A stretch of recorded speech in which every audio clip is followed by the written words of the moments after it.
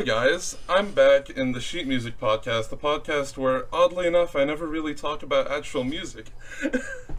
Today I'm here with Tom Shields, and he's a Olympic gold medalist, swam at the 2008, 2012, 2016 trials, multiple world champion, current American record holder in the 200 short course meters butterfly, and just someone that I respect a lot. So, hi Tom.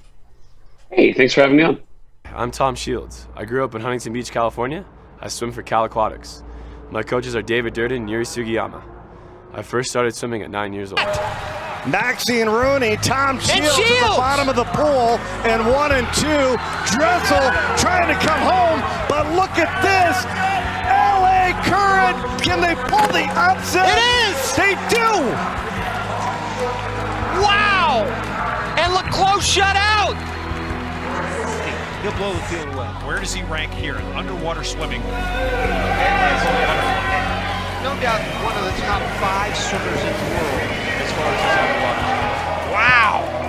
Wow! How about that? A record swim by Tom Shields. Here comes Michael Phelps in lane number 4 out the Langley touch. And it's Tom Shields that just edges out Phelps by 1/100th of a second. Again, he's better in the 100, but Shields is just above Phelps, looking for his own trip to Rio. And it's Shields trying to hang on to second, and he's going to get it done. Of his 21 overall wins, and look at this third 50 for Tom Shields. He's going to have the lead.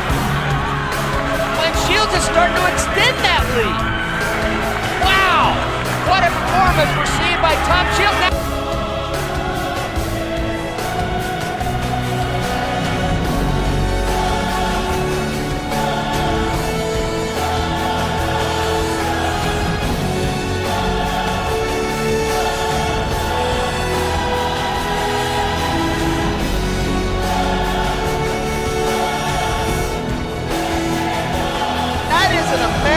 record.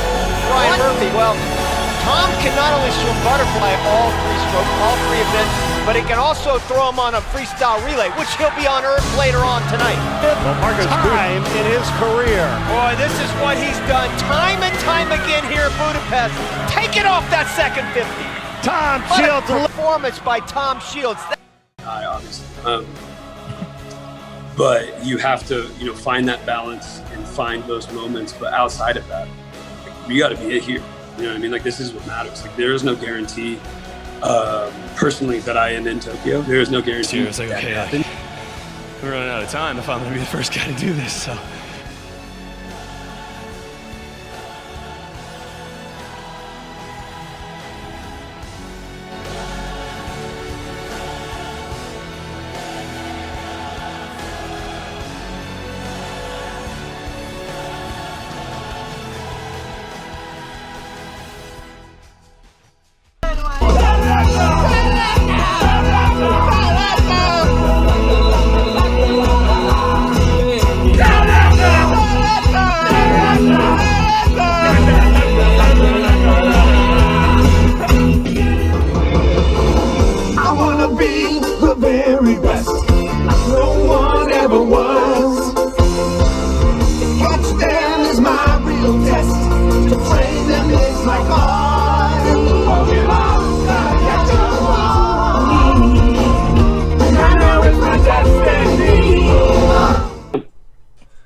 To have you. Before I get into anything, is there anything you wanted to say before we started? I'm happy to be on. I always love being on different podcasts, and not too much. Stoked. Awesome. We'll start it with some fun questions. So, these ones, a couple of these aren't swimming related. I just want a favorite movie, favorite TV show. Okay, yeah. I think favorite TV show is probably Scrubs or The Office. Not very hot takes there, probably. Although I just recently watched Archer, and I would say the back 3 seasons, or whichever ones where he's like in the dream, are probably the best TV I've ever seen. And then my favorite movie, that's harder. Like Kiss Kiss Bang Bang, Independence Day, American Psycho. I don't know, movies like that. Black Hawk Down.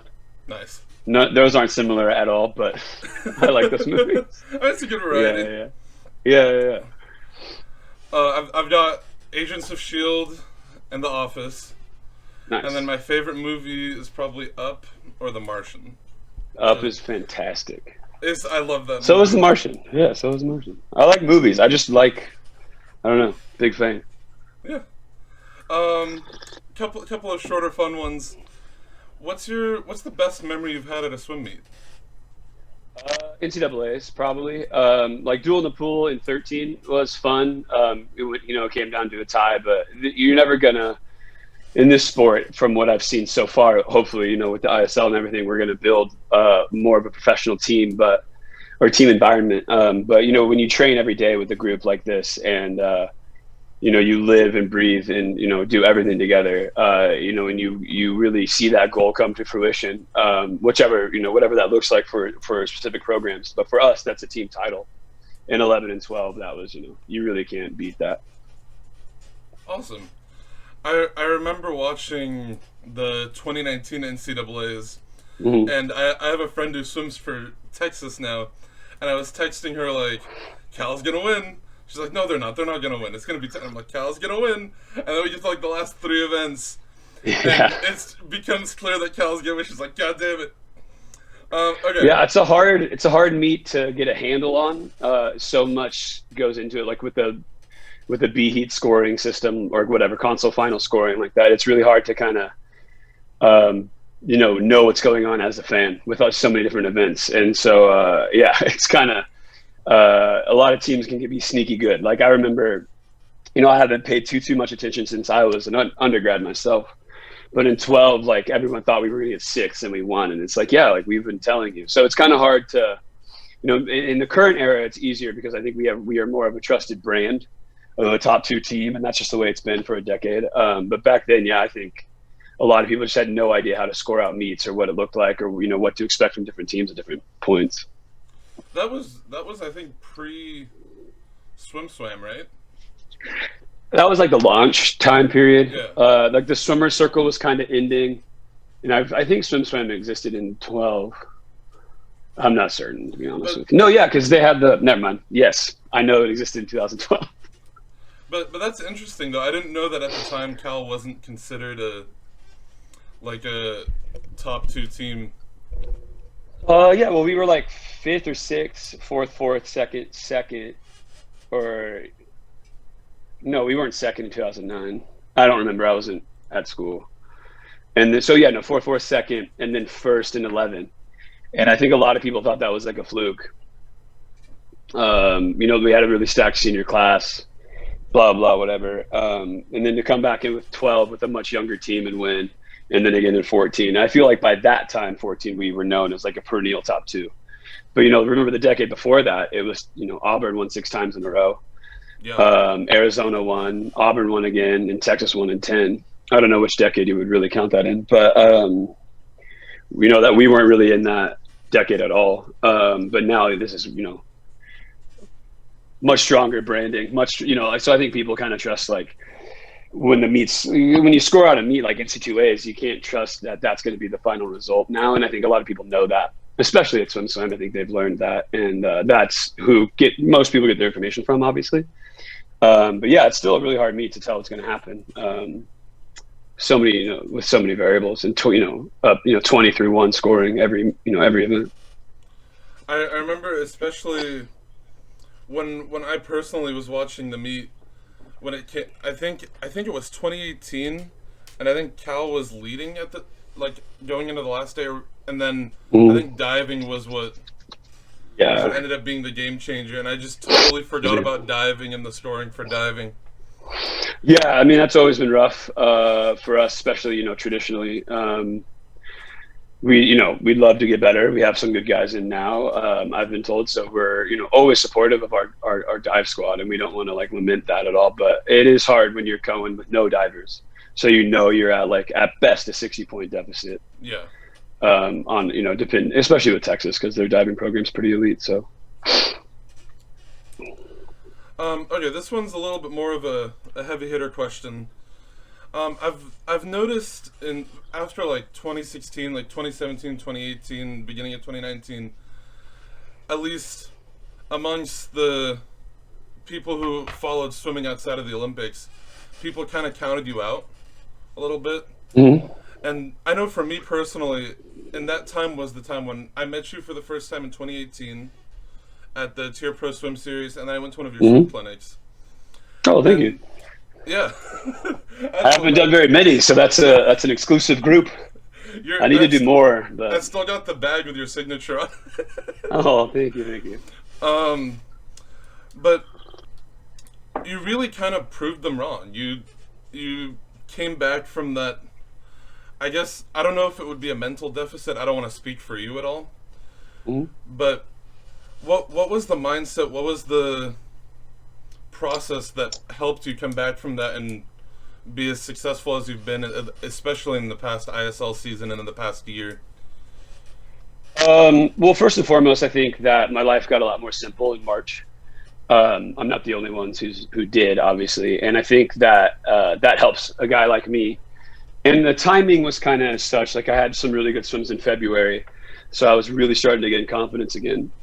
And I was just able to look at like the games postponement as a bonus year to train, you know what I mean? And it's like, okay, this is great. Like I got plenty of time. I'm going to get my body weight where I want it.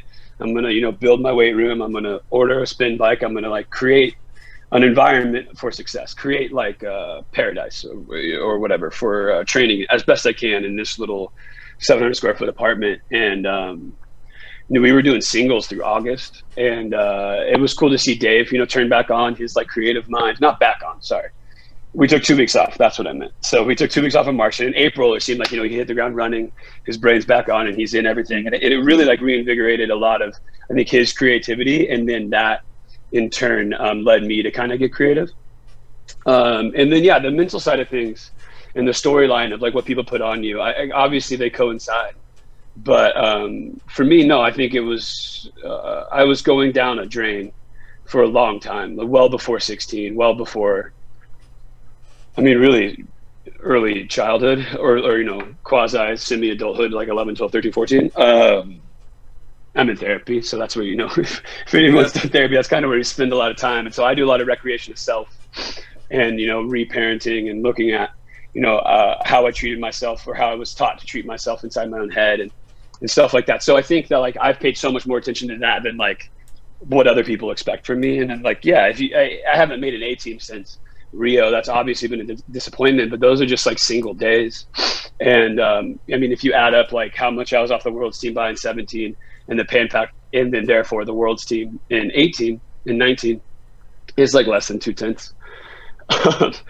Different events, obviously, like the 200 fly, I was touched out by Luca and Jack by less than 1/10 or 2, and in the 100 fly in 17, I was touched out by 10 by like 0.2. So I guess 3 or 4 tenths. So it's like, no, I've been in the hunt. I just haven't really put together these beautiful swims. I haven't really been as consistent, and in this environment, you won't be rewarded. You know what I mean? This is the United States, so.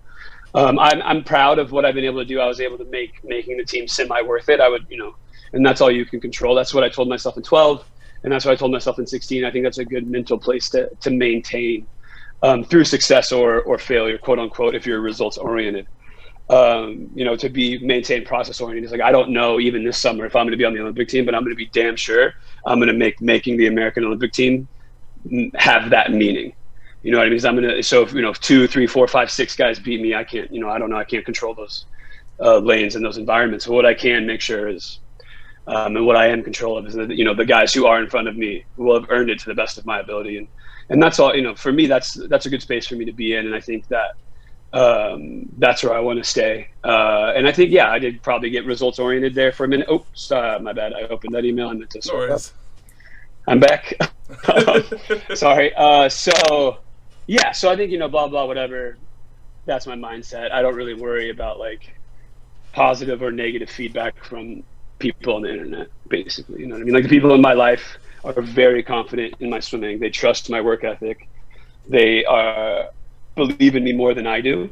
And that's been my problem for my whole career. So I owe a lot to them, specifically, these last couple of months, Murph was talking to me like the first 2 weeks a lot. It's like, you got to believe in yourself. Like, you got to like find a way to fake it, or like just have confidence, like win or lose, like, you know, you can do this. And I think that I owe a lot to him for those, you know, they weren't hour-long talks. They're just like 2-minute, 3-minute things in the warm down pool. But, you know, that can really shift your perspective. And I've been hearing it from Dave for like 8 years. So that gets a little stale. So it's nice to kind of mix that up, obviously, but it's so true. And for me, that's like the number one thing. So I'm just trying to maintain that self-confidence. As you were talking, saying a lot of really important stuff that I wholeheartedly agree with, it reminded me, the message of what you were saying reminded me a lot of Missy Franklin's interview that she had after 2018 Nationals, where she talked about like she'd rather pour her heart into it, put as much effort as she can into it, and fail than not have tried and wonder what would have been. And that's what I was getting off of what you were saying. Like, yeah, I think that's always the case. Like, if you want to, if you can get to a place where you're putting your best foot forward, best time or no, that's always easier to sleep. You know what I mean? That's all we're really trying to do here, is maintain the ability to be proud of what we've done. Going backwards a little bit, back a couple of years, what was the first race where you really, or was there a race even where you really felt, oh, I might be able to do this. I might be able to get on a U.S. national team. I might be able to make the Olympic team. Because in my head, my guess at least is the 2014 U.S. national title you won in the 100 butterfly. Yeah. The 2 fly. I won that one first. So I'd have to say that. But again, I think that like a lot of people blow up trials in their head as it's like, you need to be crazy good or you need to do that. And it's like, when in reality, if you're in the sport for any amount of time, it's like, I think most people swim slower at trials than they do at any other point. And you get the rare young kid who's going best times who makes the team. Less rare nowadays, obviously, but that's not really what I'm talking about. You know what I mean? Once you're that 22 plus age range, you want to establish consistency, and that's, you know, the best way to make the team. And so I had learned that at a young age, where, you know, you could pop off times like any old day, and you can't really compare yourself with like a specific date that's very important to those swims. So like, I wouldn't know best times in 2016. But I, you know, made the Olympic team, 2 events, and finaled in 1, and prelim relay gold medal. And I think that I had a good like mindset that year about that. Like, I didn't expect that. I wasn't like putting a governor on myself. I'm really trying to maximize my performances, but you're going to be tired. You know, you're going to have a lot of that mental stress. So I think in 2014, I had a good head on my shoulders about like, well, obviously I can do this because like I've done this. You know what I mean? And so, yeah, that was probably like the most confident I've ever been in my career. And then like before that and since then, it's been a struggle. I just found that good rhythm in that 2.5 year period. So yeah, I don't know, but yeah, I think obviously 2014 was like my arrival long course meters or whatever. Whereas like before that, I would say 2012 short course worlds was where I really felt like I could stand up and race the world, because that was my first opportunity to. But you'd had some success in long course meters before that. I mean, if I'm not wrong, you were 2013 national champion at 100 fly or U.S. Open. Okay. Yeah. That record just got beat, but they never hold that meet, so it's kind of a weird. Because like it's whatever they want to do. It's fake. Because like nationals, unless it's a trials, quote unquote, foreigners can swim in finals. At nationals, they do. So like most of the nationals, foreigners can swim in finals, which used to be in my head at least the distinction between nationals and U.S. Open. And it's a good thing that they're transitioning to more of an open environment. That's what we want here. That's what everybody wants. So yeah, it's just like whatever they choose to call U.S. Open or nationals. I don't even know why they make those distinctions, and I've been on the national team for like 12 years. It is a really weird distinction. Yeah, I think it's like they call it U.S. Open when the A team's gone. But that's not necessarily true, because they ran a nationals in 2015 and the A team wasn't there. So I don't know. It's not my job. Anyways, yeah, so I won U.S. Open in 13. There were some good guys there, but it was only like 51.6. But I dropped like a second that summer. So yeah, I think that was like a good, like, oh, hey, like I'm getting better at this. But there was no point that year where I was like, I'm the best, because I was nowhere near the best. You know what I mean? Yeah. So obviously you've had a lot of success at the ISL. Especially this year, congratulations, American record in the 200 butterfly, 48.4 in the 100 butterfly. Like I remember watching that and being like, that's awesome. Yeah, thank you. How different is it? Because I think a lot of people still don't really get what the ISL is compared to like a World Championships or an Olympics or just any other televised meet. So like how different is it? And like obviously it seems like more fun. Is it more fun than other meets? Or is it really I mean, especially this year, like there was no flights. It was an 8-minute bus ride, timed finals. So like you were only doing the best parts of swimming.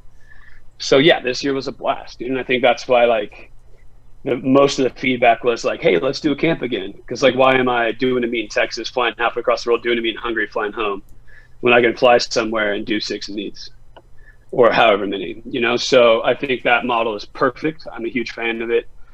And yeah, dude, it was just like, yeah, it was all wall-to-wall fun. And I've been saying since I was a high schooler that prelims is stupid. So I do think prelims is stupid. I think if you have more than 7 other people to race that day, you have too many people in the meet. So the ISL supports that theory, and I'm a big fan of that. I think especially for me, because short course meters is my favorite, like, I guess, avenue to swim in. Mm-hmm. But in the US, it doesn't get appreciated at all. No one really. There's like one short course meters pool in the area where I live. Yeah, exactly. So the architecture is what it is, but every country has this like statement about short course swimming, which just like remains so untrue. Where it's like, oh, you know, like in the US we like short course, but like nobody else does. And then Brazil's like, you know, like we have this like pet like obsession with short course, but like not that many people do. And then Australia is like, oh yeah, like we have short course all fall, but you know, no one else really does it. And like London and the UK, it's like, oh, we train short course like exclusively as kids. And like Petey even, I think, told me once that he trained pretty much short course exclusively through 12 or through 15 or whatever. I don't know. Don't quote me on that. But like nobody else does, quote unquote. Russia has the same obsession with short course. So it's just like, I'm getting kind of over pretending that nobody does it and nobody cares and nobody knows. And yeah, I think in the United States, there's some like willful ignorance from the community at large about like what times mean. But records are records, and they've gotten to a point now where, at least in the American butterflies, that they're, you know, well, in the 100, just as respectable as the world record because it is the world record. But like the American record in the 50 fly is now 22.0. The American record in the 200 fly is now 148.6. And those ones aren't world records, but they're, you know, near them and very respectable. Where when I took over the 2 fly, you know, Michael's American record was slower than his world record at the time. So it was like, it just was like, okay, well, this is kind of a, you know, a lot of Americans literally hadn't been exposed to any American swimming fast in that event ever. No offense to Michael, obviously he did it under training and he was at a random World Cup in 2011 when he said it. So yeah, it's like we finally, you know, the times are kind of like easier to learn now, at least in our events. And I think, you know, you can say the same thing for men's backstroke. Men's breaststroke is catching up, especially, you know, they broke the American record in the 200. We had 2 guys do it. So I think that it's getting to an environment where it's going to be much easier to pick up. And, you know, I've been trying to convince the other pros of this for a while. You can't compare like short course yards to short course meters because like some people are just going to be better one than the other. So, quote unquote, what am I thinking of? Conversion times like don't exist because also like you're like most Americans will realize this at some point in their lives if they continue as a professional. You're never going to feel as good or be as happy or swim as fast as easily as you did as NCAAs. So like comparing those times to like what you're doing internationally is unfair. You know, you're with a foreign or none massage. You're with no or a different coach more often than not when you're swimming short course meters as an American. So it's just, and you're not around all your best friends and it's just a very different environment. So like, I think I've always urged Americans to just learn it as a new thing. Stop trying to be like, well, that's like a 18 blah, blah, blah. It's like, no, it's just what it is. Time-wise, I think if you look at the course that way, that's first of all, the way to get better at it. And second of all, I think that like, yeah, now with the ISL, we can maybe develop like some honest fandom of it. Whereas like in the past, like, when Lochte would go to those short course worlds, like everyone knew about it. Everyone knew which world records he broke. and everybody watched, but we all like pretend we don't care because it's quote unquote like not on NBC. Whereas like I've never really relied on NBC to tell me what to be entertained by, even though I did like The Office. So I don't know. Yeah. I think that's probably a good thing that the ISL is doing then, is making it more public and more available for people, because I have a couple of friends who, like, on my swim team, who would ask me, like, oh, what's this ISL, like, what, like, I like, because I posted about it on, like, my social media, and it was really easy to tell them, oh, it's on CBS at this time. Yeah, that was great, and like I think that's a great relationship, and I would love to support whichever decision ISL makes going forward. Obviously, that's not my office that handles all of that, clearly. But yeah, I thought that was awesome. Everyone that I talked to could find it relatively easily. And obviously, as you move forward, you want to make that easier and easier to access, and you want to get more and more exposure to different people. But I think that you want to grow that fandom from within, and I think the ISL is trying to do that and putting their best foot forward. And I think it's really great. Like, it was really great for I think just swimming as a whole, because for years now people have been like, at least people who watch swimming in the off years between Olympics are like, we have no place to watch it. We have no way to find it. Like, yeah, I think it's really great that it's on CBS and more public and available for people to discover. Yeah, it's great. So obviously, you mentioned it before, but in March everything kind of stuff hit the fan, basically. Yeah. I think everyone, like, I mean, dude, it was crazy because it's like, oh, we're going to do a 2-week quarantine. And then USA Swimming, like, tried to postpone the game. I forget the order of events there. And then they did. And I think they saw the writing on the wall. You know what I mean? But it's just like, at that time, it was like, I was like, how fragile are you as a swimmer that, like, 10 days out of the water more than you would? Because you can't count the weekends in a 14-day cycle. Like, how much, I don't know. So that seems so weird. And then obviously, in hindsight 2020, that was a great decision. And, the lockdown was pretty bad. But yeah, people got so freaked out, like, right away. And I was like, this isn't that gnarly. Like, the first announcement, right after Rudy Gobert, they canceled the NCAA's, NBA postponed indefinitely or whatever. And then, like, yeah, as it developed, it ended up being a great decision. But for us, it was just like, all right, just another thing to adapt to. But, like, I trained in the Bay Area. So it's like there's a solid month and a half if you add it all together in the fall that you just can't train. So, or like, you know what I mean? So like this year at least, and it's only looking to get worse. And sometimes it's cold. Sometimes you want to suit up and go fast, and you wake up and it's like, hey, it's raining sideways. It's so windy, and it's raining. So it's like, I don't know. And I think that they're like, a lot of swimmers view themselves in the sport as so fragile. And like, we had some drama, obviously, at the ISL about like how rested some people were. And it's just like, are you so bad that you can't adapt to this, that, or the other factor? I'm quoting a sports psychologist I worked with, Ken Revisa. And the answer is no, like nobody is. So you just have to be adaptable. And like, yeah, when that postponement went for a year and lockdown went longer, and we had to get out of our own county to find pools for a certain amount of time. Yeah, we had to adapt, but I got better. I think that like the change in environment, like, because I had been doing this same schedule for like 10 years. So like, it was just kind of like a breath of fresh air. And I was able to turn that like need to be adaptable back on in my head. And obviously I owe my group and my coach all of that credit that I hope I brought to the table too and helped them with. But we were able to come in together and, Calvin and Swimming kind of figured it out. And it was not just me. I think a lot of us are at the best we've been, if not close. And yeah, you just had to take that as an opportunity. And that's how I look at, most things now. It was like in my head, like I was trying to explain this to a friend. Jocko Willink puts it much better than me. But it's basically like, there is no bad news. It's how I try to, it's just like, you receive information. It's like, good. Like, what's the opportunity now? What's like what's actionable? Because like if I can lament like what's uncontrollable, I'm just sitting here wasting my time. So this year was a perfect test for that, and like a really good opportunity to learn those mental lessons and sharpen that skill, which if you're going to win the games, you need that skill. You know what I mean? Bus left, you have to wait 18 minutes. This, that, or the other thing. All the seats are taken. Now you're standing on the 15-minute bus ride. Or drug test, can't pee, dilute, wait 2 hours. Media, like you didn't get the warm down in. You got finals tomorrow. You didn't sleep. There's going to be a lot of things that come and kick you in the teeth that obviously we have some experience with at other meets, but you just, it's going to be a little bit different. And, the village is going to be the biggest village you ever face. The food is going to be the farthest walk you ever have. So there's going to be a lot of things in the games that just aren't replicated anywhere else. And so if you're going to be that guy, you're going to be pretty damn adaptable. So it's just another one of those, opportunities to get through that.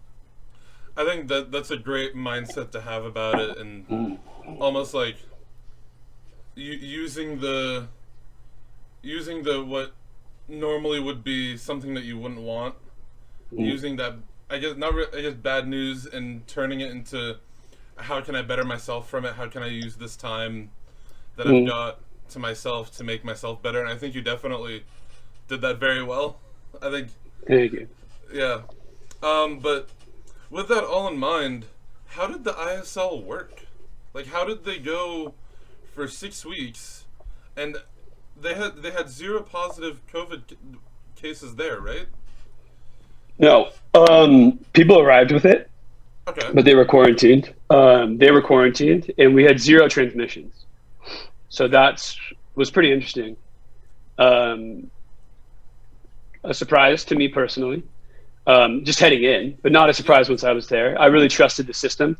We took a test when we arrived, and a test like 48 hours after that, and we were pretty much isolated for the first like 30 hours or whatever. And if you tested negative, you were fine. You could go train.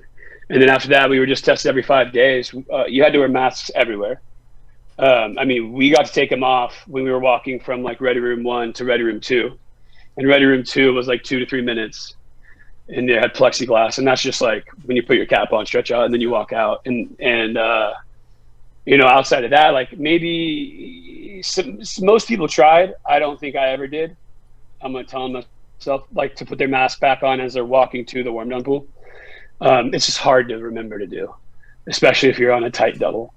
But outside of that, it was masks, and we were 12 feet away at least by my estimation in most of the food situations.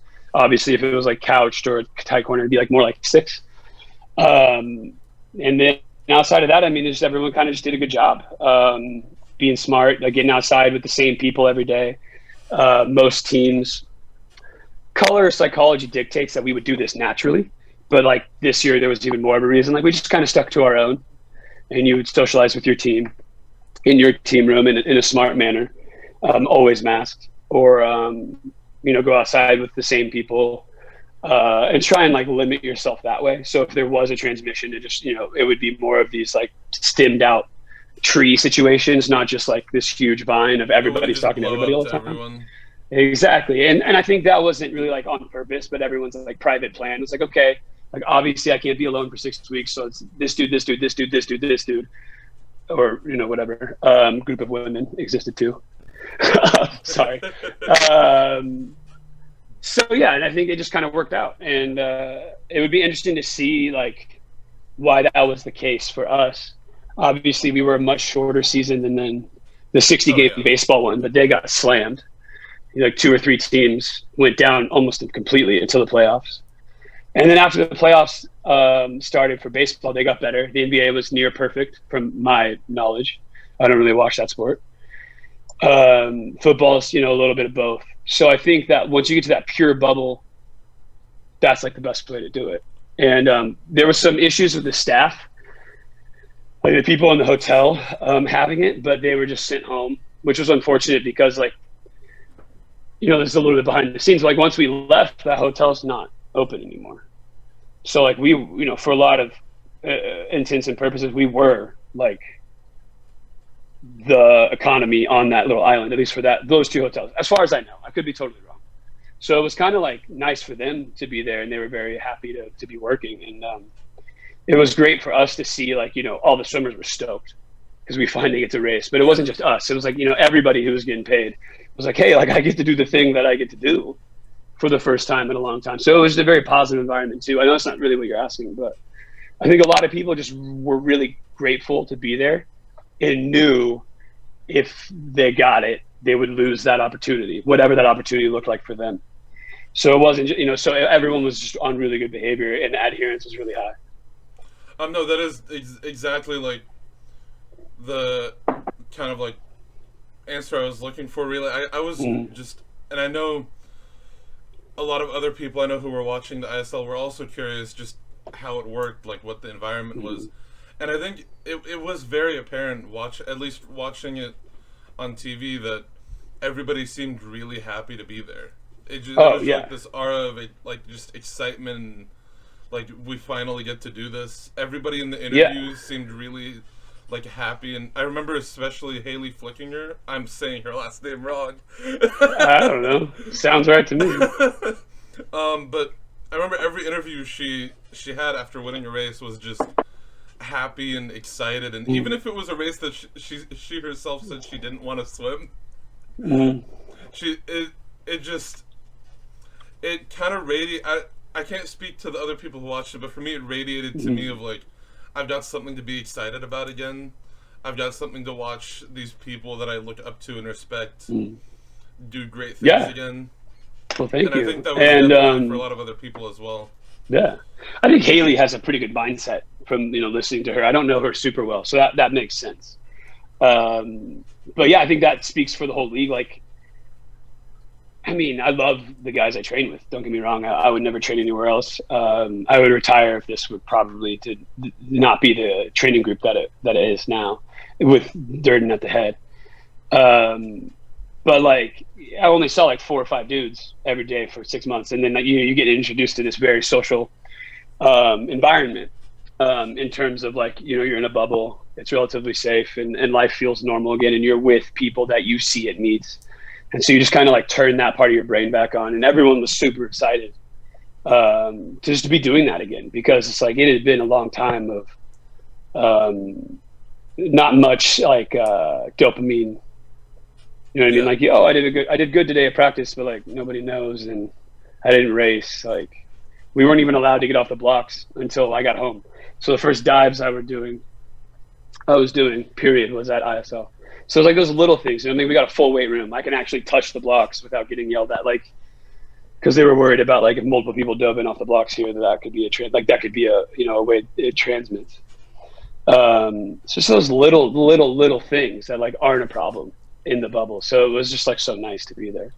I think it probably, at least on a surface level, the excitement and the feeling of being happy to have this opportunity helped people swim. Like, help people swim well. It seems like a lot of people were swimming well. Yeah, I think so. And I think that I've long been on my soapbox about this. Clusters work. Like, it's a myth that we can taper once a year and swim fast. And it's a myth that you can't swim fast at back-to-back meets with only a few days rest. And everyone who would watch, like, the guys who could go to the short course World Cups and make money, which was, you know, that 2012 to 2017, 2018 style of World Cup, like, you really only like 5 or 6 dudes could get paid in that system, because you just had to be so dominant in your FINA point ranking. And only 3 dudes would get those points per meet. And if you're not in that cycle, then you're just not getting paid. But like, everyone was like, oh, like, it's crazy that you can do that. And it's like, no, everybody can. Like, it's cool that, you know, Chad and I are getting close to these 200 fly world records, and we can do it often enough that we can get in the money. Like in 2017 and 2014 for myself, but he would do it every year. But like, no, this isn't exclusive to us. Like, this is just a thing that swimmers need to get behind if we want to continue to grow professionalism in the world of swimming. And Constantine completely agrees. I basically quoted him when I said that just now. And I think that it's just like nice to be proven right for myself a little bit, where it's like, no, it's not just like us. Like, It's not just like Marco Koch, Daniel Gierta, me, Chad Katinka, Vlad, a couple other people. It's like, no, every person can do this if they so choose to. And a lot of people trained inappropriately hard through the ISL bubble, and that was frustrating for me. And I get people who are coming from different training limitations back home, and you get introduced to 225 meters of swimming pools available every day, depending on, and you would shift through, one long course pool and 3 short course until they switched it to 5 short course pools.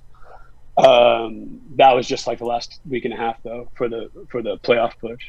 So a lot of people were stoked to get that much long course in. Sorry, that's just what one facility had. Then we had a long course pool outside of that. So 300.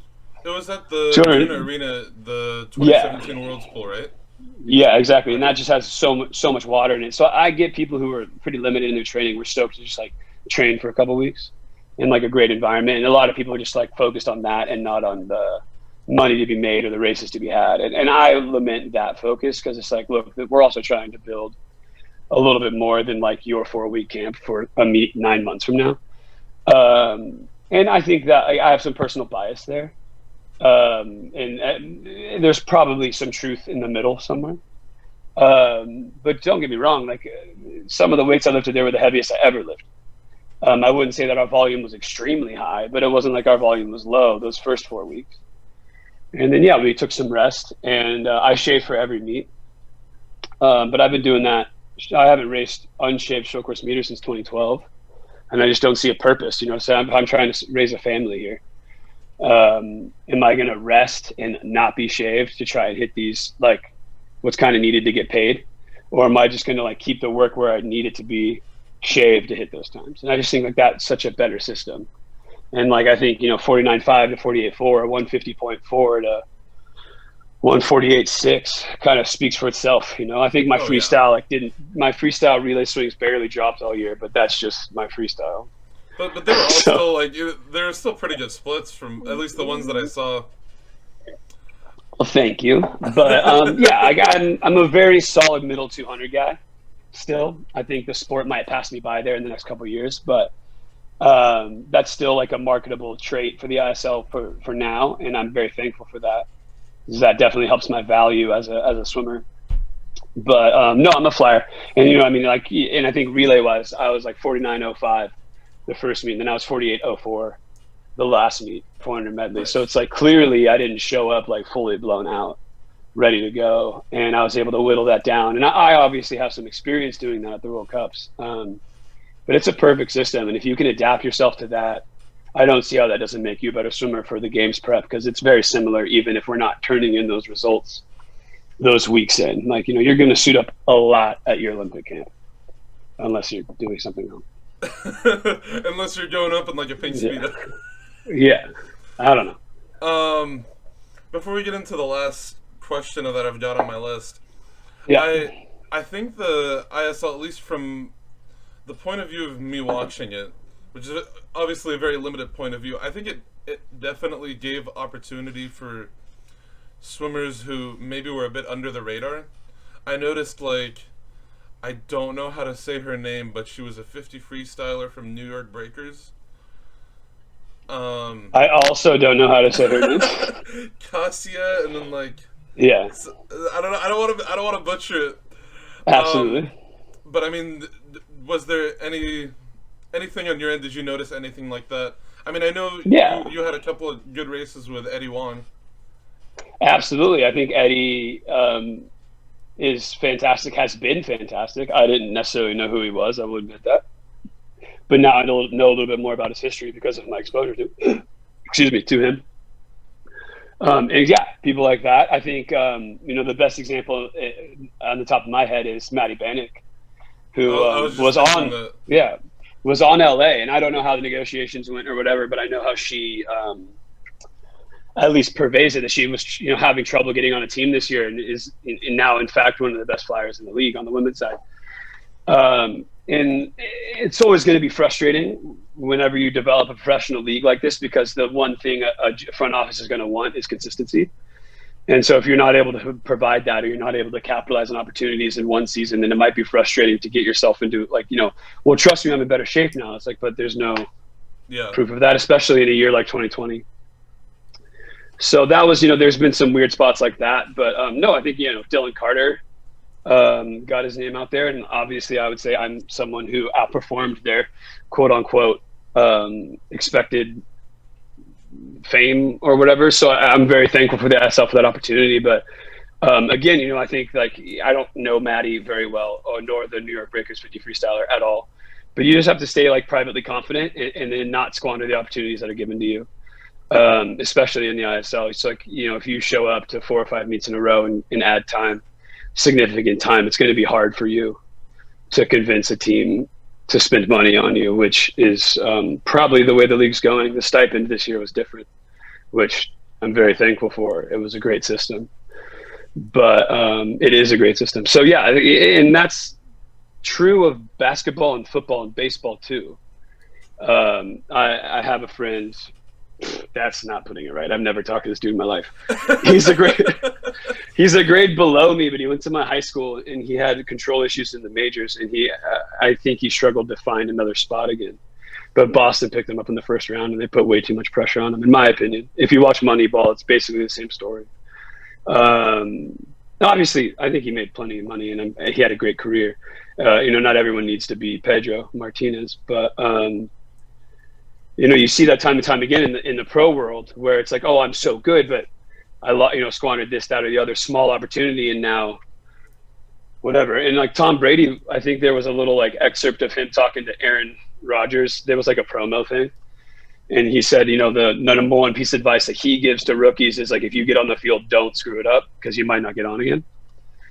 It's like that's just the way of professional sports, and I think that this is swimming's first introduction to that. And so like front offices are going to start looking for consistency. I know the GMs, that's what they're saying. Obviously like you want those guys who are going to show up in the final and be good all year, or, decent all year. Or you want the guys who are the best in the world, who are going to win events in the regular season and, be at or near winning events in the postseason. Those are diamonds in the rough. Caleb comes to mind, obviously, in that field. Like, of course, everyone wants that guy, but behind that, you want guys who are going to be very, very consistent. So what if you're going to change their lineup, you kind of know what time you're getting. And when we start valuing that, a lot of people are going to have to train like they did in college, which is a lot harder. You're not training for this like one-off 24-hour rest after a semi-cycle, which most pros train for. I hear you say like the people on the I guess they'd be considered like the core of the team, like the I'm not thinking of the phrase here, the correct phrase, but role player. Yeah. Like people like, for example, Haley Flickinger, who swims the 200 fly, 400 IM, like these, I guess like these more difficult events. But I would call Haley a star. I mean, she was like 11th highest point total in the league. Oh, actually, she's like by far. Yeah, Imre didn't swim in the final, or else he would have outscored me. But a couple of us got snuck past him, and she like barely missed it. So yeah, she was 11th, and like that's very, very much in star territory. More what I mean by role player is like, for example, my 400 freestyle relay. I want to put in at times. I think I was like 46.8 at my slowest, and I was very upset because my goal was to be 46.5 or faster every time I touched the pool. And obviously a 45 in the final or semi would be great. I was 46.00 in the final. That's close enough. Yeah, and like I'm never going to – I don't know. I'm not going to put a governor on myself, but I'm never going to be like 45.4, 45.3 consistently like Ress, Manadou, and Leclos in the final did. That's just not my style in that event. I'm barely a freestyle. I was a middle 200 guy in college, and I'm still a middle 200 guy. But like, if you expand that out, like that's a role, you know what I mean? And if I can submit myself that role, then I can sell myself to clubs with that role, also with my butterfly skills. And I think that's the way you need to look at the league.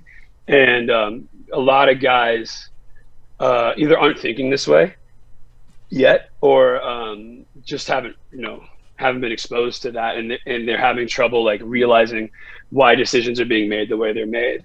And it's like, look, dude, like, with the way that they have to do lineups, like this is what's going to be the most important thing. Obviously setting a world record, but not everybody gets to do that. You know what I mean? Like if you want to be Bob Weir or Michael Collins, Do you know what the guy who flew to the moon? But yeah, he's the guy who flew to the moon but didn't get to go to the moon, so he wasn't Aldrin or Armstrong. Like, if you want to be there and you want to have a spot, even though you're not the Lockie, Phelps, Dressel guy, like I think this is how you develop a resume and are able to sell yourself. If this league continues to be a thing, and it would be about half the money in terms of prize money every year that's available to a swimmer like that, if not more. In a case like mine, where I struggle to get on A teams, I struggle to medal. I, in fact, never have medaled individually long course or Pan Ams, but that doesn't really count because it doesn't pay anything in the United States. Then that's going to become like the thing, and that's why I train a little bit differently than guys. Like, I'm not about doing one-offs in practice. I'm not about warming up, quote unquote, appropriately. Like, I'm going to go pretty hard a lot more often than maybe a 29-year-old should, but I know that, like, I can do 3 swims in an hour and my third one will be near my best performance, and that's very valuable to the ISL and obviously now me. Before I ask you the last question of the day, I just wanted to, you were talking about, like, being that role player, and I think especially in your case it helps that,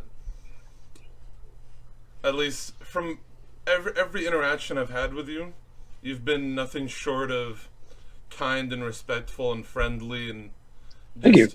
An absolute pleasure to talk to. And I think it helps to have somebody who can do those tough, like you were talking about, swimming 3 swims in an hour, but it also helps to have a good attitude about it, and I think you do, and Thank just you. be ready to take on that opportunity and take on that challenge, I guess. Yeah, I think that I've been that way maybe a little bit, but the part, everything in life is like, you have a deck of cards, and there's a deck of cards rather in life, and you're dealt some. And I was definitely dealt a card that had that. But being at Cal is what made that be like the way that I am a lot of times. And I'm not I'm pretty mean, don't get me wrong, but thank you for calling me nice. But I think at Cal, like you, Dave has made great relay decisions, and he's always going to go with the hot hand, and no one has a guaranteed spot in September. And that creates an environment of seeking opportunities and quote unquote humility. But I don't want to, I don't really key that in as like a great characteristic to be all the time, because we're working on my confidence, right? But more just saying, like, a little bit more honest perspective on your abilities and the situation at hand, and how you talk to staff and garner yourself positions. And it really helps with USA Swimming too, because that relay environment is cutthroat. So you have to kind of manage your own personality and other personalities, and that's an equal part of the job as swimming fast. Obviously, unless you're non-comparable to whoever's with you. I'm thinking about like that, like cutthroat environment. I'm just thinking about NCAAs watching people maybe have an off event or an off swim, and then the next day they're not on the medley relay. Like, yeah, it was like that meet. I mean, that meets on fast forward. It's 6 sessions in 72 hours or less, and it's pretty crazy. Like, it's a young man's game, obviously. Like, I would love to see how I'd handle that workload again. But like, I had like 7 or 8 swims, 7 swims on day 2 most of my career, so that's a lot. And so yeah, you kind of have to like manage that. And then a lot of guys are like big fish wherever they grow up.